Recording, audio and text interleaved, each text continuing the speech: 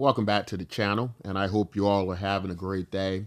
So I want to talk today about, um, of course, another one of Cynthia G's videos, but um, the name Virgil Abloh had come up, and I was somewhat familiar with Virgil, but only through Kanye West, right? Kanye West had spoke about him a great deal, and now I understand why Kanye West praised Virgil Abloh so highly. But I also want to talk about uh, the the very complicated conversation of not just interracial marriages and dating, but does this translate to wealth extraction, right? As to say, the wealth and the resources, uh, basically being extracted, taken away from the black community to some degree. So we're going to try to delve into that today. Also, sadly, Virgil Abloh has passed away recently at a very young age, but a very talented, multi-talented individual. Many things about him I didn't know. That I think throughout the hip hop culture and the fashion industry in general, I wish I would have known a great deal more about him. But I think the microscope that Virgil Abloh has come under is very similar, and even in death, but it's very similar to what has happened with influential, wealthy black men, and that is that for some reason it seems that uh, uh, some percentile of this specific category of men seem to um, they basically seem to gravitate to women of other races, white women, and so on and so forth, right?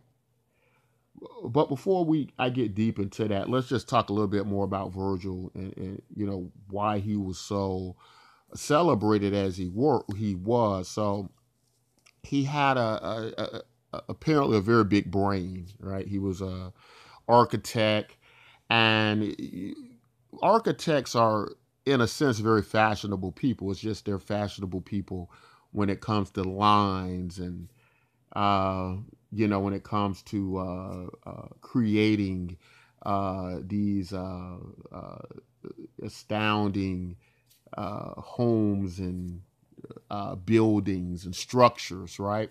And that can translate very well over to other creative arts and works, and in this case, fashion and music and set designs and so on and so forth, right? Just for a person who considered themselves a genius, a lot people like Kanye West, uh, who maybe proved a lot of the stuff he was saying. He did in the end become a billionaire and create some interesting fashion, but he seemed to have a great deal of respect for Virgil and them both being from Chicago. Virgil going on to be the lead of the men's creative department for Louis Vuitton, and then going on to start his own fashion company. I think by the name of Off Brand, right? Now, my understanding is Virgil is of kind of more like a director. I believe he's like he's like a first generation immigrant, right? From Ghana, I think, right? Or I'm sorry, his parents. I think his parents, but he was born in Chicago. Um, and so a lot of the story with Virgil begins there. The two sons of Chicago, him and Kanye West. But where it starts to get into this other conversation, and that's interracial relationships, is particularly marriages, right? Because the institution of marriage there's going to be resource exchanges and so on and so forth. And I know a lot of times when people consider marriage, um, a lot of people want to just focus on the Hollywood version of marriage and that everybody lives happily ever after and uh, the, all you need is love and things like that. And then they find out that the institute of marriage is a very much more complicated thing than it is, and a lot of that has to do with the state, right? It has to do with the state, and it also has to do with um, economics, property, and so on and so forth, right? The states, excuse me. So,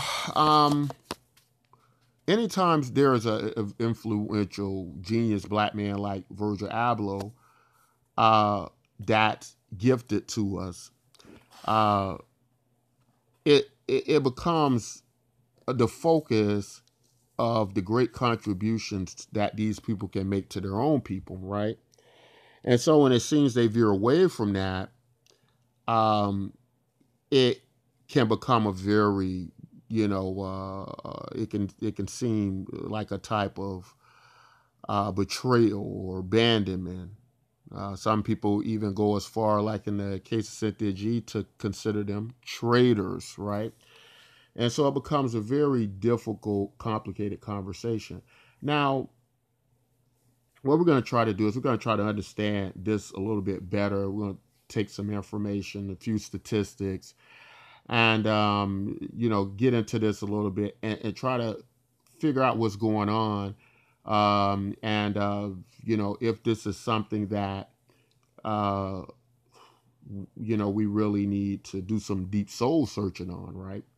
Um, so one of the big things I found to be common in Virgil Abloh's case, that's common in many of these influential African American or African descendant people, men that fit this class of uh, this economic wealth, or if you want to use a term that's become popular, I think, since Kevin Samuel's been on the scene, and that's the high value man, right? If you want to use that just for reference purposes, right? And I'm kind of new to it, so bear with me as I navigate the space, as we navigate it together, because I'm kind of new to many of these concepts, ideas like manosphere, the Cynthia G community, the Kevin Samuels community, the Red Pill community. All of these things I find so interesting, but they are very new concepts to me. Um, so the first thing I find in common with Virgil Abloh in relation to this is that he the school that he went to, right? He meets this. His first wife was like this very model, statuesque white woman, what would be considered, I'm sure, beautiful to white women, right? I think beauty goes across all races. And just in case listeners are wondering about my position, yes, I prefer black women. I prefer black women's bodies. I prefer black women. But there is something that a lot more that needs to be said and understood about culture and how people can be interested in other races, date other races, why it's done. Because I have dated outside my race. So it's not like something, there's a difference between this is, probably would be, and I think it's just natural that your preference would probably first be someone that looks like you. But I have dated people outside my race. And the thing about it is it does happen, and I understand the reasons it can happen. Let's get back to Virgil, though. When we're looking at somebody like Virgil Abloh, right? As I'm listening to his story, what I found was that, Virgil had attended a particular school. Um, and I forget this school. I believe this was at his high school level going into college. And this is where he meets his first wife. But uh, I'm assuming this was probably some type of prep school, maybe a private school, or perhaps even some type of arts program or something like that. And the reason I'm saying that is because from what I remember of the story, the community, how he was able to marry his first wife, and who he met in high school, and they later went to the Institute of Illinois, right? Um, it shows me a lot about the type of community he was part of, right? Where he was. And this is something I think we also have to pay attention to, and that is understanding the influence and cultures of where you're at and how you grew up and where you live. For example, if you look at something like a lot of these athletes who go on to become, big millionaire athletes and so on and so forth. A lot of things that don't get mentioned is during their high school years. Many times some of them get scholarships to private schools, and these are in communities outside of their own, right? So there's this cultural clash, and there's this kind of, being taken into this other culture where they can start to identify with these cultures. Something similar happened to me where I went to a magnet school program, and I had to actually be shipped out of my community into a predominantly white community. And I was like one of the only black kids in the class, right? Many of my classes. And so I think what people have to also keep in mind is that in some of these cases, whether it was athletes or whether it was some type of kids that were in gifted programs or some special school or whatever it is, I think we should also consider that culturally there could have been a lot of shifts in these people's early lives that, basically had a lot of influence on them, and the type of relationship wise, the type of people they were interested in, right? And I think that could be valid, right? I think that could be a valid point made. Now, if you take someone like Dr. Umar Johnson, he talks about one of the big issues, though, is that when you're dealing with the statistics of African American men versus other races of men, if we want to look at relationships of this type as something that is all based on love and should happen naturally, and that there should be no problem with this. Um, I think the issues they would raise is that then why is it that statistically it seems black men are dating at a rate higher than other groups of men, right? And I think that's a valid and fair point, as to try to look at is there something else going on? And I think this is where the soul searching needs to come into play. I guess the point I'm trying to make in all this is that if there is a cultural shift in your life where maybe you are in these predominantly white areas, or you are, this is pretty much becoming your culture now, right? Because that's all you're around. Um, you know, I think lucky for someone like me, shortly after I was shipped off to one of these magnet programs, there was a Black African Studies class that lunch right after, and I was able to get into it, and I was able to keep in touch, with a lot of, cultural identity, so on and so forth. But I'm just asking that listeners consider that in those cases, those things could be going on as well. The bombardment of media, right? Magazines, everything. I'll give you another example, right? I'm into superhero, comic booky type stuff. Some of my content talks about comic book movies and so on and so forth. Well, one of my first favorite heroes was Superman, right? And what was Superman? Well, he was technically an alien, but Superman was basically like this 6'3", 6'4" white man with dark hair, blue eyes, right? And so the imagery of hero was in this view of this white man, similar to how people would have in some black families, they'd have the blonde hair, blue eyed Jesus picture on the wall, right? So psychologically, even though people may not be aware of it, these type things can have an influence on us, on our ideas of beauty, on our ideas of where we want to be in society. So it can be a miseducation, and in some cases it could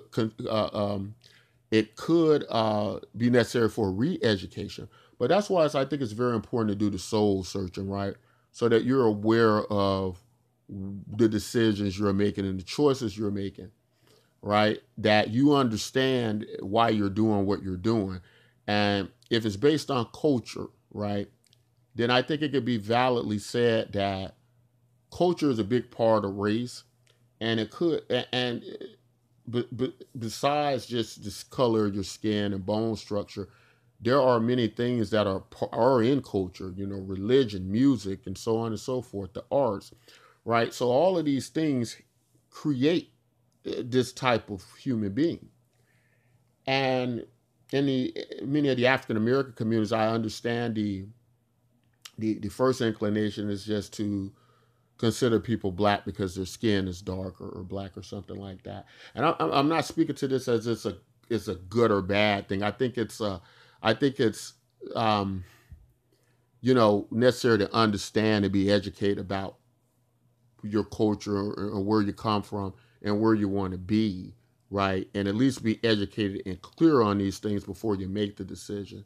And so in these cases, again, I think soul searching is going to be appropriate, and in some cases necessary, right?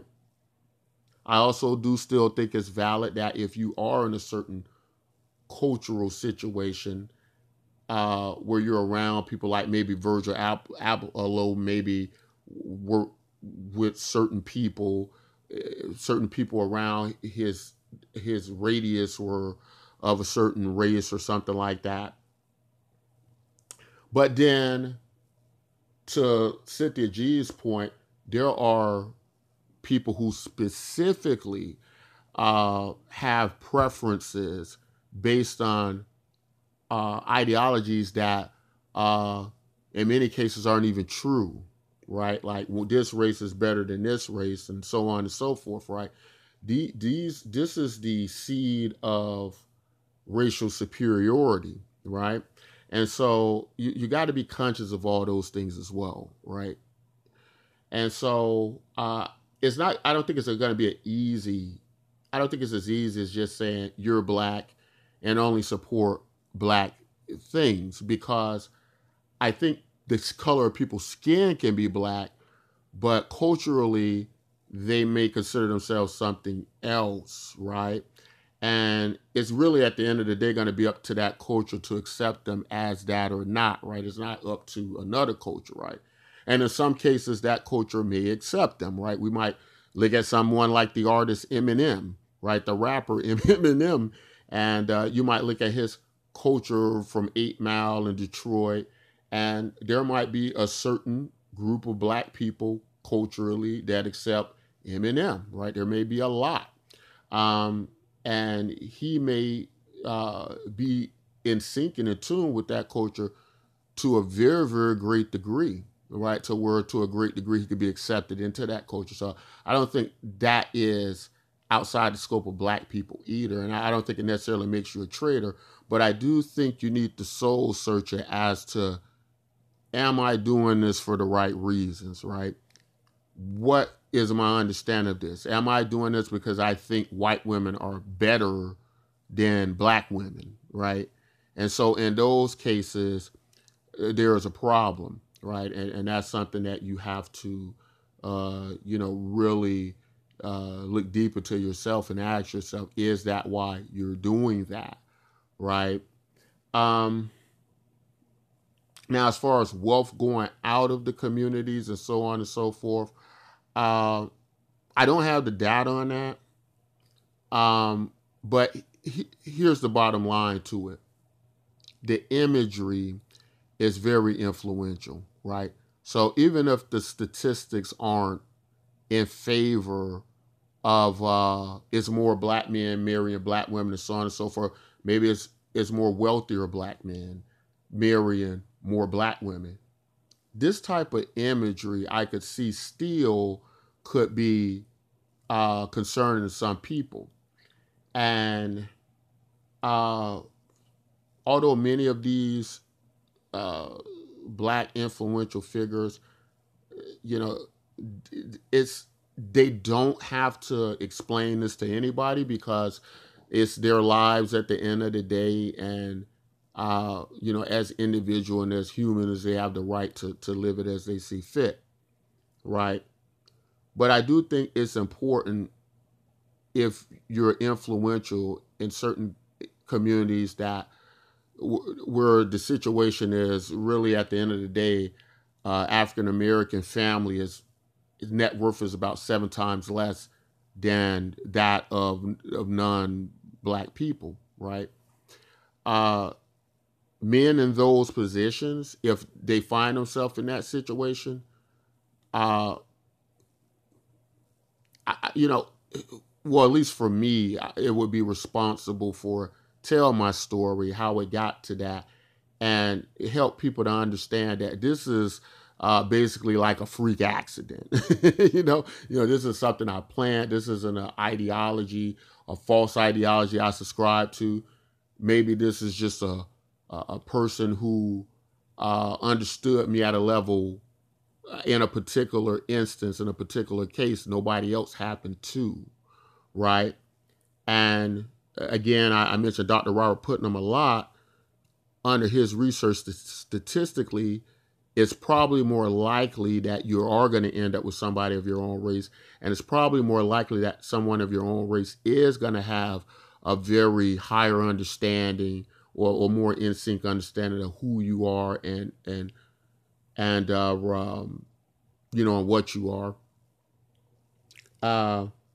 But it would seem that these type instances and cases, in comparison to other groups, can show us type of imbalance, right? So in those cases, again, I think soul searching is warranted to a certain degree. If not for everyone else, maybe for yourself, right? And when you come to those, then maybe you could come to the best conclusion in that and proceed as planned. But I just hope that maybe sheds a little bit more understanding on maybe how people can end up in these situations. I don't want to approach it from a right or wrong standpoint. I think in a perfect world, I think it would be to a certain degree when you're dealing with an impoverished community, right, to a certain degree, or more impoverished than others. If the people in those communities that gain wealth and resources, yes, it would be a great idea for them to circulate that back and forth amongst each other. Sure, it would be. But human beings are a lot more complicated than that. That's probably not going to go down and happen like that. And if it's a situation where you're truly in love with the person and you understand what that is, and hey, I'm more lean towards Buddhism, so we don't really believe in romantic love. So I'm probably not the best person to really speak on like romantic love and things like that. But as for the people who I understand, I used to be in a mindset like that. And those people who think of romantic love that way and think it's all about how they personally feel, and in conjunction with that other person, I understand, and I have empathy to understand how they feel about those type of situations, right? So in those particular cases, soul searching again. Make sure you're doing it for the right reasons. That's all I want to say in this video. Till next time, as always, take care of yourselves and each other.